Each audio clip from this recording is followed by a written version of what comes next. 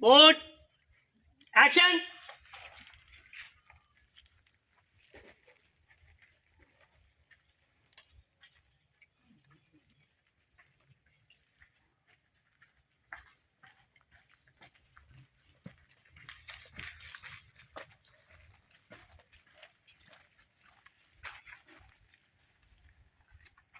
කොහෙද මේ ඩබලත් එක්ක ගියේ? දරුවට අසනීප වුණා හාමිනේ. තනියම යන්න බැරි නිසා නන්දනී අක්කවත් එකතු කරගත්තා.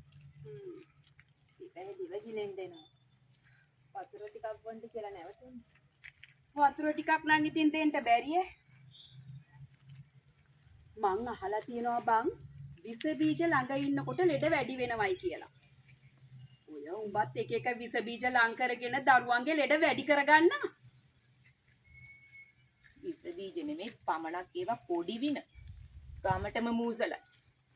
අපරාධය අර මුදලාලි මහත්තයා. මොකද පට්ට බැලිතෝ කිව්වේ? කවුද යකෝ කොඩි වෙන්නේ? තෝනේ මේ මුළු ගමටම ඉන්න කොඩි වෙන්නේ. දකින්න මිනිහව ගෙන්න ගන්නවා. තෝ වගේ පට්ට වේසියෙක් නෑ යකෝ. යකෝ මිනිස්සු පිට ගෑනුගේ රෙද්ද පල්ල රින්ගන්නේ ගෙදර ගෑණිගේ වරදකින් මිසක් පිට ගෑනුගේ වරදකින් නෙවෙයි යකෝ. නන්දනී අක්කේ කට වහගන්නකෝ. අර දරුවත් බය වෙලා. නෑ නං ගෙදර මෙතන මන්ද පටන් ගත්තේ. මෙන්න මේකිනේ පටන් ගත්තේ හොන්තුව. මොකද යකෝ තෝ කිව්වේ? මම මේ තොගේ තැන්ට ආවේ. තෝනේ යකෝ මගේ කඩේ ඉස්සරහට ඇවිල්ලා මේ සෞදාගෙන ගන්න හදන්නේ. යකෝ මෙව්ව කොහමද යකෝ තෝගේ තැන් වෙන්නේ? තෝ පිට ගමෙන් පාත් වෙච්ච කි මේවා මුදලාලිගේ තැන්. යකෝ පට්ට වේසි තෝගේ කට වහගනින්. හරිද? බඩු කතා කියන්නේ නැතුව. අනේ හාමිනේ. නවත්ත ගන්නකෝ. තෝත් එකයි මේකිට එක එකතු වෙලා තෝ මගේ මිනිහගේ රීරි මාංශ උරාගෙන පොඩා.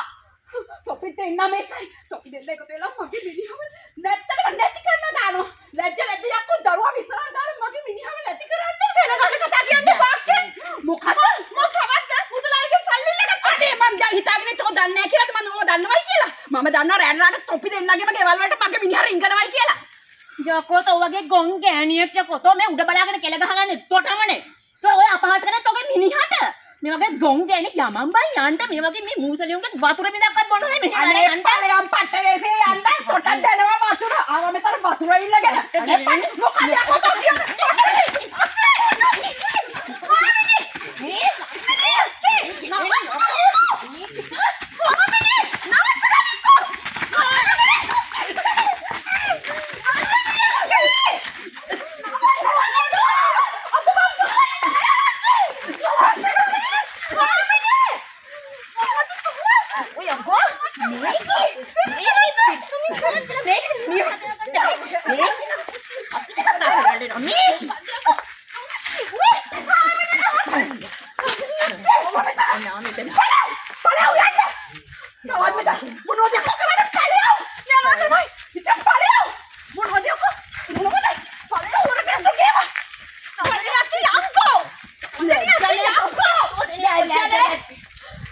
මිනිහෙක්ගේ දර තියාගන්න කියන්නේ තෝ මේ සාවියෝ බං.